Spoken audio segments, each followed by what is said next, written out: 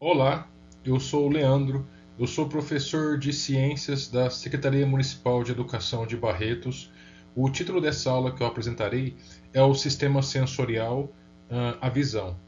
Bom, eu falarei nessa aula sobre o olho humano, a sua composição, suas principais estruturas, componentes, e falarei também, de forma resumida, sobre a visão de outros grupos animais. Bom, vamos começar falando sobre os olhos, esse órgão que é responsável pela formação de imagens. Bom, nessa figura nós temos algumas estruturas presentes no olho e vamos começar a entender uma a uma, começando da porção mais externa para a mais interna.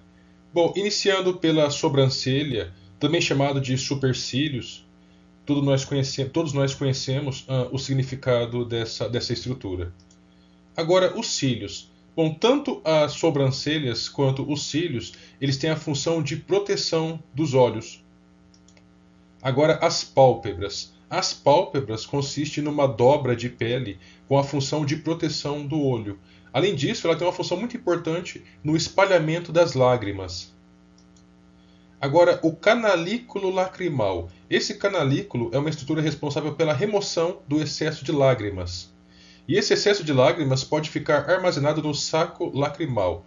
Então, essas duas estruturas têm a função de drenagem, ou seja, de remoção do excesso de lágrimas presentes nos olhos.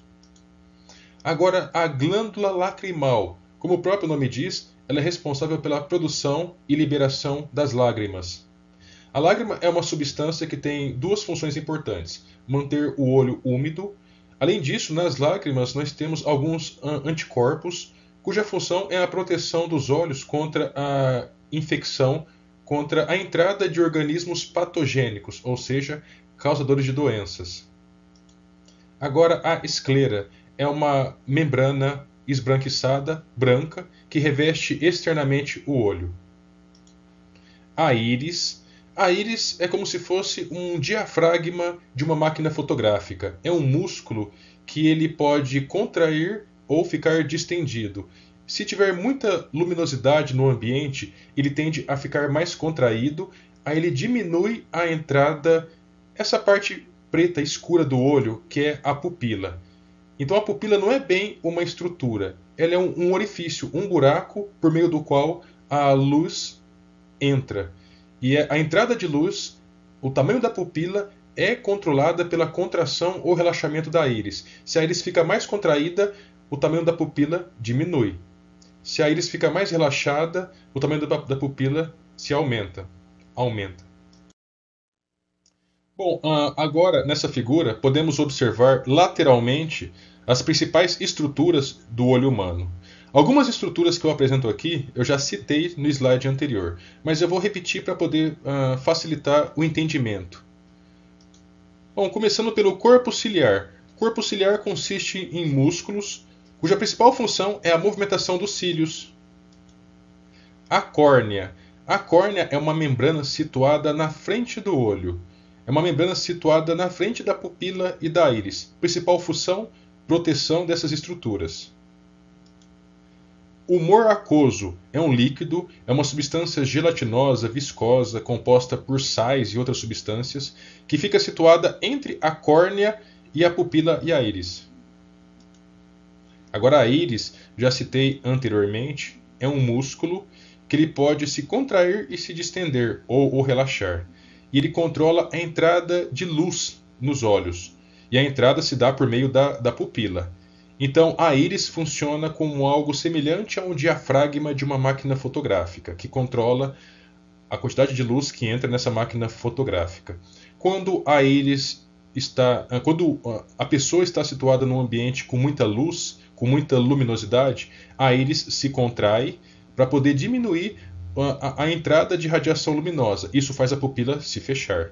Quando se encontra num ambiente mais escuro, com menos radiação luminosa, a íris tende a se distender, favorecendo a abertura da pupila e a maior entrada de luz nos olhos. O cristalino é uma lente, essa lente pode mudar o seu formato em função do local onde será formada a luz, onde a luz será projetada na retina, que eu falarei em mais detalhes posteriormente. Então o cristalino ele pode ficar mais convexo ou menos convexo. E essa mudança no formato do cristalino depende dos ligamentos suspensores, situados acima e abaixo, ao redor, ou melhor, do cristalino. A membrana esclerótica, eu já citei no slide anterior, essa membrana externa de coloração branca que observamos no olho. O humor vítreo é um líquido, é uma substância viscosa, gelatinosa, composta por várias células, por sais, por fibras, que confere uma pressão no interior do olho. E essa pressão é responsável pelo formato do olho, que é um formato globular, um formato esférico. A coroide é uma membrana situada entre a esclerótica e a retina. Agora, a retina, por sua vez, é uma estrutura de grande importância nos olhos, porque é na retina onde será formada as imagens, né? A retina ela é formada por dois tipos de células, os cones e os bastonetes. Os cones são estruturas sensoriais, são células que têm a função de captar a energia proveniente de radiação de alta intensidade. Ou seja, num ambiente muito iluminado, muito colorido, geralmente são os cones que estão responsáveis pela captação dessa radiação luminosa. Já os bastonetes, eles captam energia a partir de radiação de baixa intensidade, ou seja, em ambiente mais escuro. E muitos dizem que, por causa dos bastonetes, é possível que enxerguemos algumas estruturas presentes no escuro, alguns objetos presentes no escuro. A fóvea é uma região da retina com uma grande concentração de cones, ou seja, células responsáveis pela captação de radiação luminosa de alta intensidade. Bom, o olho humano ele é formado por células vivas, e essas células precisam ser nutridas, precisam de nutrientes e de oxigênio. E além disso, produzem substâncias a partir do seu metabolismo que devem ser eliminadas da célula. Então, o olho humano apresenta artérias e veias que entra por meio dessa estrutura chamada disco óptico, que daqui a pouco eu falarei. As imagens coletadas a partir desses receptores, cones e bastonetes, são enviadas por uma via sensitiva, por um nervo sensitivo até o encéfalo, até o cérebro. E o nervo que manda essa informação é o nervo óptico. E tanto o nervo óptico quanto as artérias e veias da retina, elas saem por meio do disco óptico, que é também chamado de ponto cego. É um local que não apresenta a retina, então é um local que não se forma imagens, por isso é chamado de ponto cego. Bom, nessa figura eu trago para facilitar o entendimento das mudanças no formato do cristalino em função do objeto que estamos observando. Nessa figura nós temos mais próximo da gente algumas tulipas e mais distante um moinho de vento.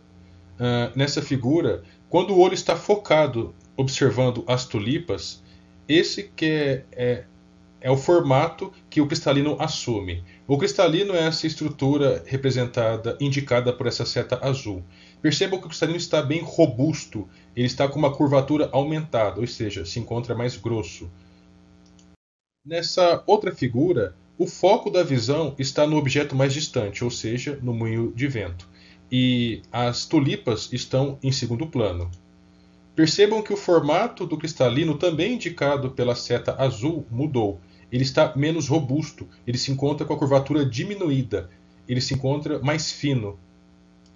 Bom, de um modo geral, os vertebrados, ou seja, os peixes, os anfíbios, os répteis, as aves e os mamíferos, inclusive nós humanos, e alguns moluscos cefalópodes, como a lula, o polvo, apresentam um olho complexo com uma estrutura bem semelhante, onde a imagem, a energia radiante luminosa e até mesmo a presença de cores é percebida dentro do olho. Essa imagem entra por um olho, por um diafragma, ou seja, uma abertura semelhante à de uma máquina fotográfica.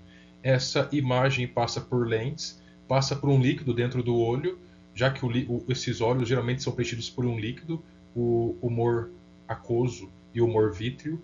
Essa imagem é projetada num anteparo. Nesse caso, nos seres humanos, é projetado na retina.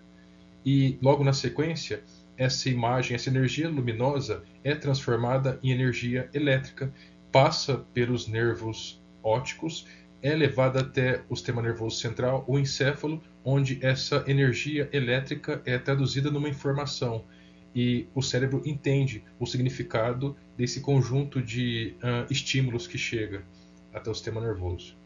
Óleos compostos funciona num sistema um pouco diferente. Nós observamos óleos compostos nos insetos e nos crustáceos. É semelhante a essa imagem que estamos observando à esquerda, de olho de um mosquito. Ele é formado por várias estruturas, onde cada estrutura é responsável pela formação de uma imagem. Observem nessa imagem do lado direito, no canto superior direito, onde cada estrutura dessa, que é chamada de omatídeo.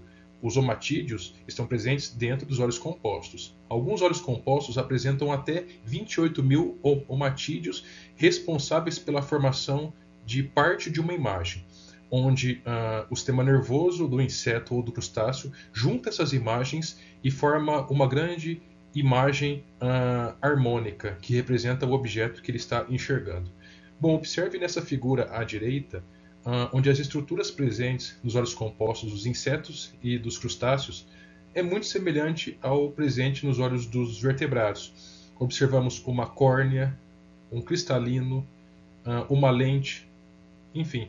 E esses animais, eles também é chamado o tipo de visão que eles têm de visão pixelada, ou em pixels. Essa figura do meio, foto do cientista Albert Einstein, em pixels, ou seja, vários pequenos quadradinhos que somados formam a imagem ao todo.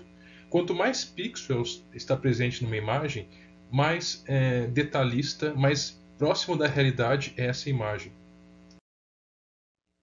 Bom, nesse slide eu vou falar um pouco sobre erros de refração, ou distúrbios de refração, que é um fenômeno que ocorre nas vistas, que tem alguns pequenos defeitos que dificulta a visão de algumas pessoas.